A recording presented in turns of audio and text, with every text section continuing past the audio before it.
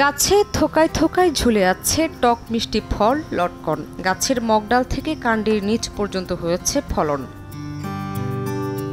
দেশের সর্বোচ্চ লটকন উৎপাদনকারী জেলা নরসিংদী। প্রতিবছর চাহিদা বাড়ায় জেলায় বাড়ছে ফলটির বাগানের সংখ্যা। কৃষি বিভাগ জানিয়েছে, গত 5 বছরে এই ফলের বাগান বেড়েছে 12%। চলতি মৌসুমে লটকনের ফলন ও দাম ভালো পাওয়ায় খুশি বাগানিরা। খরচ হয় 20,000 টাকা, ফলন নেওয়ার পরে 2 থেকে 2.5 লাখ টাকা বিক্রি করা যায়। লটকন যে এত দাম হইব এটা কল্পনার বাহিরে। অনেক চাহিদা মাশাআল্লাহ, আমাদের এখানে ব্যাপারী আসে নেওয়া যায়। এদিকে লটকন বেচাকেনাকে ঘিরে ঢাকা সিলেট মহাসড়কের পাশে নরসিংদীর মরজাল, চৈতন্য, কামারটের এবং সৃষ্টিগড়ে বাজার এখন জমজমাট। দেশের বিভিন্ন প্রান্ত থেকে পাইকাররা ভিড় করছে এসব বাজারে। বর্তমানে প্রতিমণ লটকন আকার অনুযায়ী বিক্রি হচ্ছে 2,000 টাকা থেকে প্রায় 8,000 টাকা পর্যন্ত।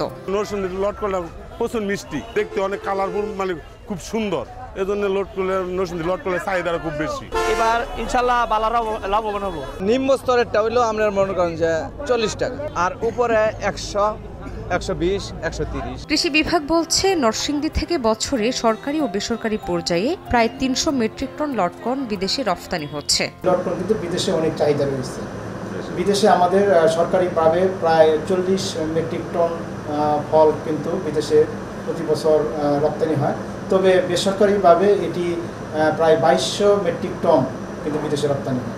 কৃষি বিভাগের তথ্য মতে, নরসিংদীতে বর্তমানে 2000 হেক্টর জমিতে লটকনের বাগান রয়েছে। এখান থেকে উৎপাদন লক্ষ্যমাত্রা নির্ধারণ করা হয়েছে 30,000 মেট্রিক টন, যার বাজার মূল্য প্রায় 315 কোটি টাকা।